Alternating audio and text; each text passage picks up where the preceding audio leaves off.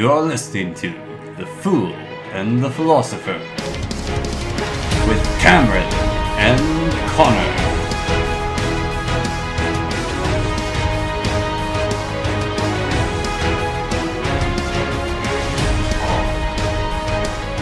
What if you had superpower summon toilets to you that had working plumbing?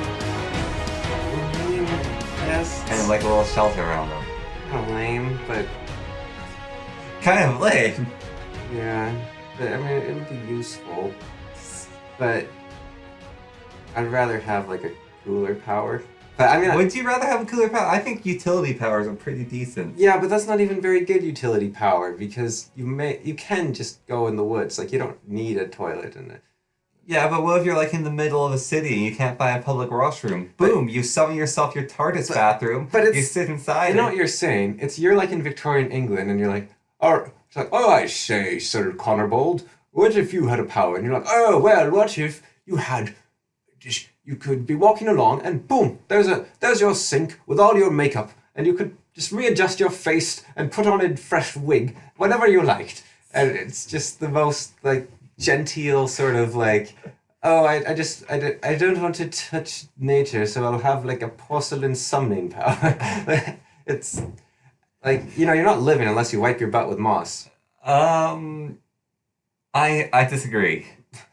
I think that's surviving. Problem with moss, though, is it can break apart and then... yeah. Anyways. And sometimes it has sassafras in it. Pine cones work as well, but you have to use them in the right direction or you're in trouble. Yeah, and sometimes moss has sassafras in it. No, it doesn't. Rocks do. But... don't wet your butt with sassafras. Or rocks. Yeah. But away from the vulgarities, yeah, like I wouldn't want like such a genteel sort of superpower. Where I have the superpower to summon a moor to myself. imagine if you were always clean, or you always had a fresh pair of socks. You always smelt. Actually, a fresh pair of pleasant. socks would probably be quite handy. But You always smelled pleasant. yes, well, I mean that's To whoever. No, you smell pleasant to whoever you're with. So like, you have a pleasant smell to anyone. that'd be kind of cool actually. Mm-hmm. You'd be like, oh, you smell like cigarette smoking dead cats. You want to go on a date? No. Hey, you smell like my favorite dead cats and cigarette smell. I'll go out and go back to my truck trailer and Full of have a cigarettes good and dead time. cats. Oh, I don't know. It's been a while since I cleaned up the dead cat. It's starting to smell, but that's just how you do smell. Yeah, that'd be a cool power though. Yeah. Like, beyond, and it'd let you learn about people quickly. Like, what if this? Well, you really smell like elephant manure. Yeah, all right. Well, bye. Like, it'd be a good filter to Yeah. like keep away from crazy people. Yes. You smell like a graveyard. Yeah, that'd be. What was that whole thing actually? There was in one of the DC comics. It was Deathstroke is meeting with someone in the graveyard, and the one guy's like, "I just like, why are we in such a macabre location?" And the other guy's, "Oh no, I like graveyards. There's just something about them. They're so peaceful. But the dead always have a bit of life left in them." And then Deathstroke's just like, "Yeah, you're weird. Can we just get to business, please?" And it's just sort of like dealing with a lot of those weirdos in the graveyard. Oh! I looked it up. Yeah? Discworld is 41 books long. Yeah, I looked that up too. Suck it. Yeah. What? You have the power to... Suck it. Cameron? Right. Actually, everyone has this superpower. However, you can do it way faster. Like, it's instant. You have the power to prove pointless things. Like, just no pointless facts. Only for situations, though, where you prove someone wrong. I mean, that's basically having a smartphone. Yeah. But... Yeah, See, Cameron, you have the power to summon a fresh clothing to yourself. You can summon an armor and also a changing booth. Well, that one's not as bad in some ways because it's actually like a utility beyond just something that you can already do, but in a different way. I don't know. You can't just walk down the middle of Main Street and like go to the bathroom on Main Street. Well, you can though, is the thing, right? Whereas you can't change clothes without clothes. Mm. So it doesn't actually affect your life. It just changes how it. It just changes the means slightly, but the end is the same. Yeah. Well, except you might end up in jail. But Yeah. but beyond that, it's basically the same. Yeah. Discworld, 41 books long. I was right. I looked it up and Yeah, I looked it up too. I had to, because You had to, because you had to prove me wrong. yeah. Yes. You know, stuff like that is stopping on the infinite stair and trying to just prove how clever you are. You are listening to The Fool and the Philosopher.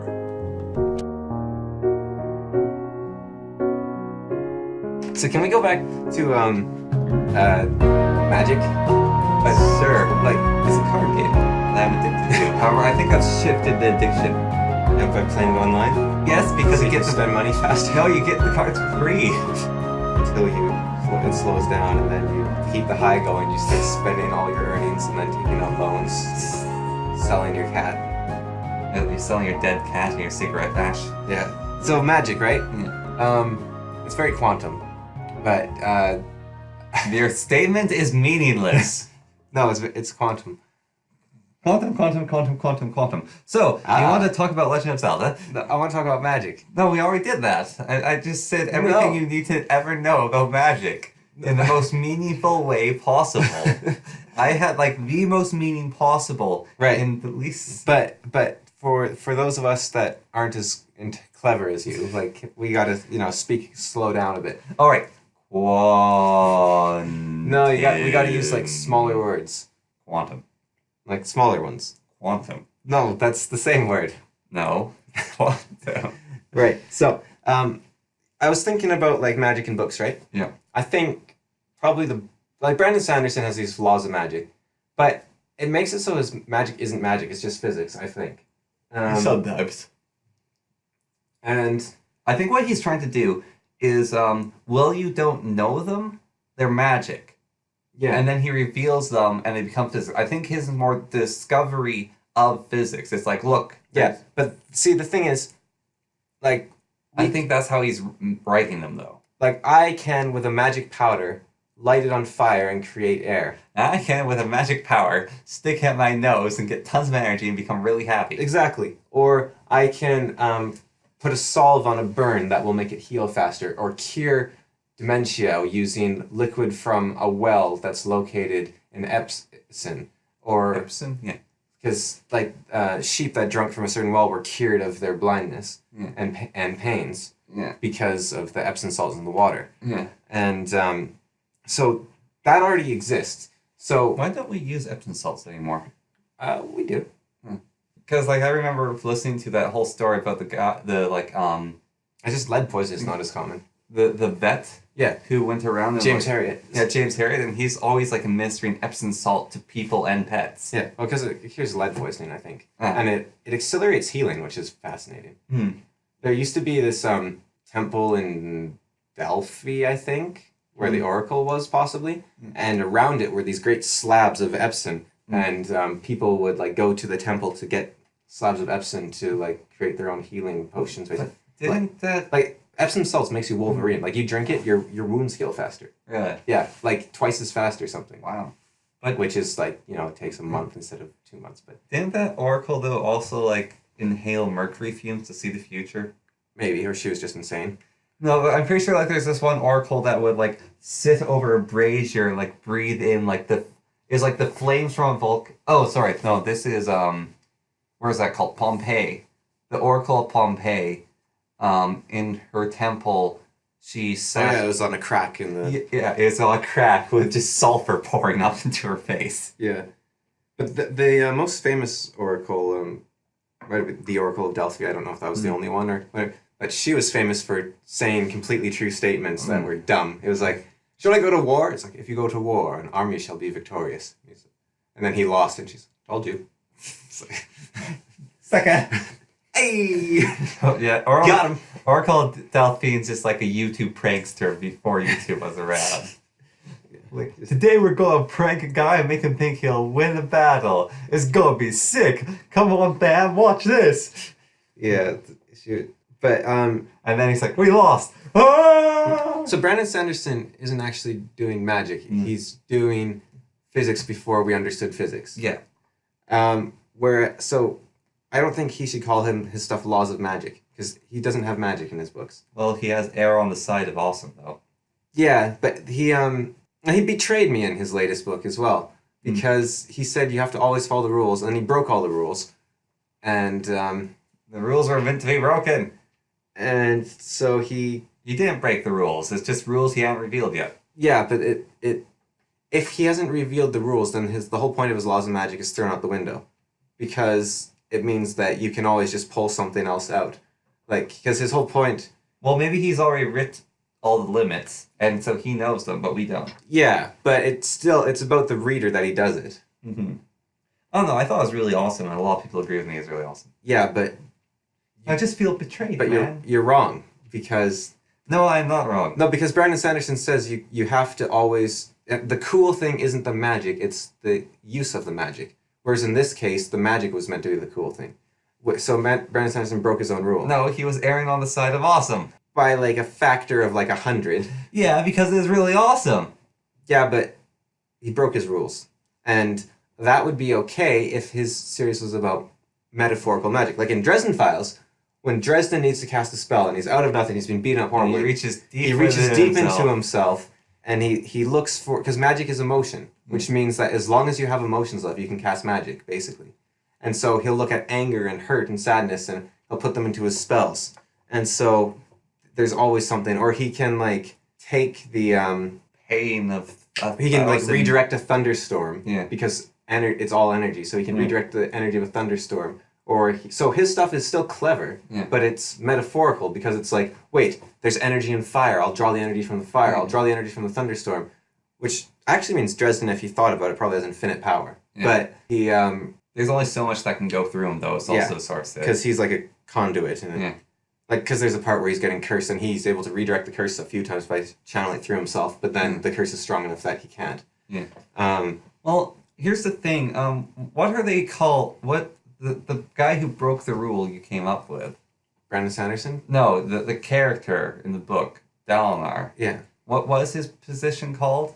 he's called the lawbreaker or something. No. Or he's called the chain breaker or something, right? No, the position is he's like a something smith or something, and Soulsmith or I can't. It's not soulsmith. It's nothing like that. But basically, the words of it is he brings things together. Yeah. So it's sort of revealed that he can bring stuff together. Yeah, and I sort of see how it works. And I think I see how Brandon Sanderson's magic. I think actually that's the Way of Kings series actually has Brandon Sanderson's best attempt at getting magic because what he's done is he has consciousness, spirit, and physical, which means that's open to metaphorical interpretation. Yeah. So I think basically what I'm saying, I think magic has to be metaphorical. Otherwise, it's physics. Yeah. Because like Arithmetist is just a video game. Yeah. Like, it's like so defined. Although the one thing about it that isn't is the better looking your drawing is, the more powerful it is. Yeah. So that is the slight bit of magic in that. Because magic doesn't need rules. Or it needs rules that are simple to a person. Like, you know, people say like, suppose you were a wizard and you like could do anything, what would you do? And be like, I'd make it so that there was no salt water. Thereby people could drink whatever. And they'd be like, well, but then fish would die because they need salt and you would cause an imbalance in the temperature. And you'd be like, no, it's magic. So it's fine. See, that's magic. Magic is the common sense first reaction. You don't think about the consequences. Yeah. And then the consequences sneak up and kick you in the groin. No, it never happens because it's magic. It works. I'm talking about there's this different book series. Or like teleportation. You'd catch fire if you teleported because you would like intersect with all the air that you ended up in. No, and you move it out of the way and stuff. It's magic. But if you move out of the way, then where's it going? Like it'd be like you'd cause like wind. It go into the space where you just were. Yeah, and then you could like transport diseases across the world or like mess with the climate if too many people are teleporting. Well, but it's magic, so it just works. Yeah, well, that's very interesting about what's her name? The Harry Potter magic. Yeah, it just works. Yeah, but like you can suspect magic can do anything. However, she has a few rules of what it can't do. Yeah, it can. And then she flings in a few spells that you know about, and like these are these spells, these are the rules. Like I've heard a lot of people actually say Abracadabra is a really dumb spell. Advada-Kedavra? Yeah, to add to the book series. Yeah. Like, they think it's a really bad idea. Yeah, because it becomes the best spell by default. Yeah. Because it's unblockable and it's a one-hit kill, Yeah. which is a big problem. Yeah, but then like people can't really cast The it. only though. saving grace is it's very hard to cast. Yeah. But like that's sort of a rule. Or like we know Alhamar opens locks. Yeah. But people can cast spells to stop it from opening locks. Yeah. And we know like Lumos causes light. So like we have these this does this. However, we have a huge amount of space open for more stuff to happen in. Yeah. And then being in a school setting, instead of them like just pulling it out of nowhere, they learn it and then they can use it. yeah, so you know if they have the spell or not. Yeah. But that's actually a really good point.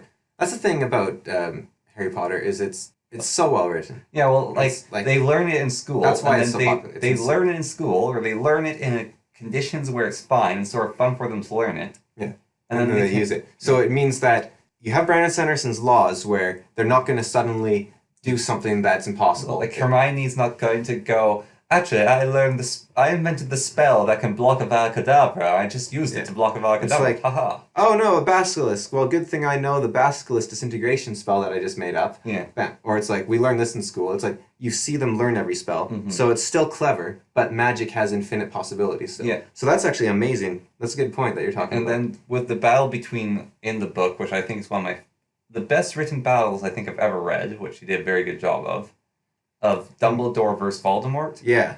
is I love that battle. Dumbledore is doing things that everyone has, like you've seen in the magic world, like statues coming to life and like teleporting around and stuff. Like this is all stuff you've seen. A phoenix. Yeah. However, how he's applying it is Yeah. just Like, like he's beyond, like he can apply everything you've learned about perfectly Hmm. and do it really cleverly. and he actually comes up with a way to block Avada-Kedavra as well. Yeah. Like a bunch of times. Like he can teleport to avoid it. He can move a statue in the way. His phoenix can eat the bolt. He can, Yeah, because phoenixes come back to life. Yeah. It's got like all sorts of cool ways to avoid it. Yeah, and that's another thing about he's sort of like Batman in the sense he doesn't use a Avada-Kedavra, partly because it's illegal, but also in a way it's really easy, and Dumbledore doesn't do what's easy. Well, I don't know. I don't think it is easy. I think you have to really believe in it, is Yeah. the idea. Like, you have to really want their death. And I don't think Dumbledore wants anyone's death but Yeah. Harry's. Oh yeah, he did, didn't he? Yeah, like, that's the whole point of... Wait, is that why Dumbledore kept flinging Harry into situations that would like probably get Yeah, him because killed? he was... No, not because it would get him killed, but because he was expendable. Hmm. So he wanted a skilled wizard who was expendable to do the dangerous tasks. That puts Dumbledore into a bit of a different light. No, that's why Harry was so furious for book 7. Hmm. Because he realized Dumbledore had been raised him like a pig to slaughter. Yeah. Like, that's the whole... And That's why Harry was so upset. And then Harry... Is it spoilers? I don't know. Well, he Snape sees... kills Dumbledore with Rosebud. Rogue. Isn't that the thing that the person said? And Citizen Kane? Was it? No, it's like in real life, like someone died and the last words they said was Rosebud. I don't know. And people like have spent a long time analyzing, like, what does heck this mean? It must have been his mistress or something, or maybe his sister that no one found. Citizen Kane, like, that's the last thing he says, and then they try to figure it out. Okay. And it's his sled. Oh. He just named his sled Rosebud. But Hmm. they thought, like, is that a dog? Is that his sister? Is that... Hmm. But it turned out to just be his sled. Okay. I thought that might be based off a real world thing or someone said that. No, I think it's from the movie. Because it's it's considered, like, the greatest movie. Hmm.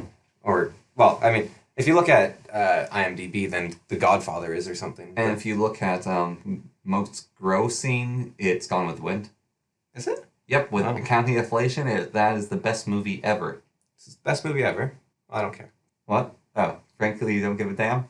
No, I don't care. Okay. Yeah, but in Harry Potter, I don't give a damn. do you think Dumbledore knew that Harry would be able to come back? Like, he's staying there, it's like, you can choose to get on the train, or you can go back. No, I'm going to sit here and eat my jelly beans. Like, do you think Dumbledore knew what, sorry? Harry actually couldn't die if he got killed by Voldemort. Because, like, he's in the train station, and Dumbledore's sitting there. I don't think Dumbledore knew, no. No. I think he might have had suspicions or something, but Horcruxes are such rare magic.